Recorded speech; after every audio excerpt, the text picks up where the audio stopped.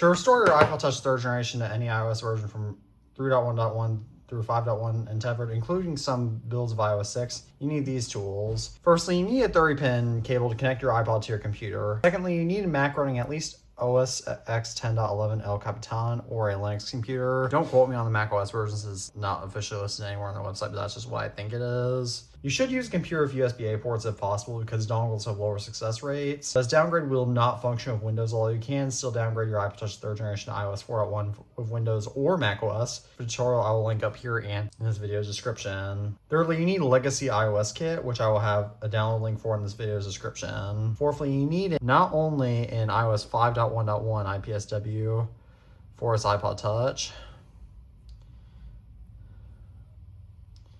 which you can get right here, but you also need the IPSW for whatever firmware you're going to downgrade to. Like, for example, I'm downgrading to iPhone OS 3.1, so I'll select the IPSW. But if you're restoring to iOS 6, that was a car passing by my house, which I apologize for having no control over.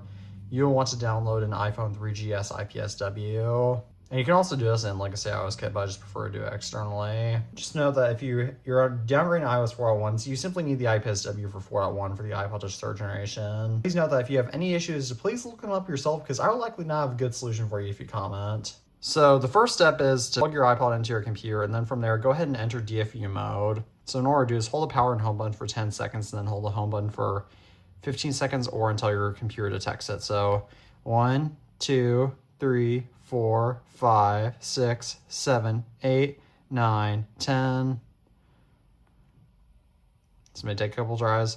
1, 2, 3, 4, 5, 6, 7, 8, 9, 10. 1, 2, 3, 4, 5, 6, 7, 8, 9, 10, 11. Just like that, boom.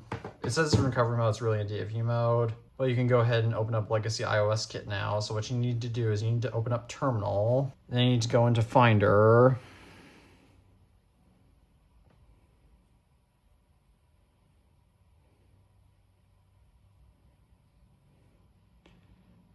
Or whatever file explorer you have. And go into Legacy iOS Kit. Go to drag restore.sh.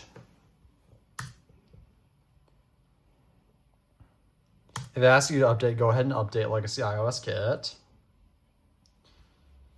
And it'll ask you to run the script again if you've updated it, so go ahead and do that. Then you want to select restore/downgrade. What you want to do is you want to hit power snow any iOS, select target IPSW, 3.1.1, select base IPSW, 5.1.1 in this case. Start restore. I recommend doing the jailbreak option so that way you can get a lot more usability out of it, so I'll hit yes. Memory option, if you have at least 8 GB of RAM, then you should go ahead and enable the memory option to recreate the IPSW so that way it'll happen faster. Further just lets you see what's going on, so I'll go ahead and hit yes on that so I can know what's going on with my device booting. So just like that, the downgrade will go ahead and start, and I'll get back to you once it's done. So I successfully completed the downgrade. So it said the device might enter recovery mode after you try to restore it. So what you need to do is you need to go into miscellaneous utilities and enable the exploit. In that case,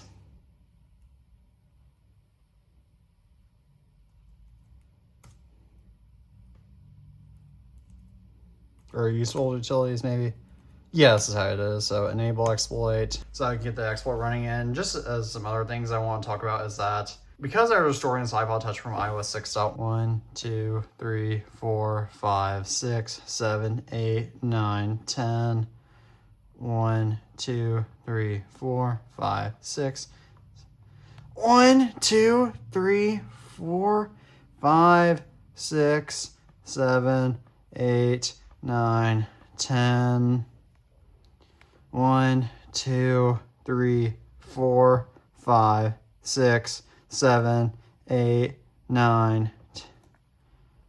1, 2, 3, 4, 5, 6, 7, 8, 9. 1, 2, 3, 4, 5, 6, 7, 8, 9, 10, 1, 2, 3, 4, 5, 6, 7, 8, 9, 10, 11, 12, 13, 14, 15. So what I was going to talk about before I had to enter DFU mode is that because I was restoring from iOS 6.1.6, I had to restore this thing back to 5.1.1 and then clear the NVRAM, which you can do in Legacy iOS Kit. That shouldn't be what you have to do, but that is what I had to do in case you restore to previous firmware via Power Snow. And another thing is that with these Power Snow downgrades, you have to make sure that the firmware was made with the purchase date or iPods. So 3.1.1 did not work for me because this iPod was made in January 2010, but 3.1.3 did. So in order to check it out, just Google up Apple serial number checker. You should be able to do that. And there was also a point in the downgrade where it did ask me to enter DFU mode again, but it'll tell you when you need to do that. So, and the only reason why I'm struggling to enter DFU mode so much is because the power button on this iPod is finicky. You shouldn't be struggling with that. As you can tell, it's booting now. So I'll get back to you once it's booted. Now, if you are like me, you have successfully downgraded your iPod. As you can tell, I have successfully downgraded mine to iPhone OS 3.1.3. And so, did this downgrade work for you? If so, please comment that down below. As always, thank you all for viewing this video. I'm Nancy's family, and as always, peace out.